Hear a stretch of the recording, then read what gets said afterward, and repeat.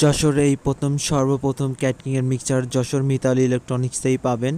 এর 16 challenge 24 challenge দুইটা ভেরিয়েন্টই আছে।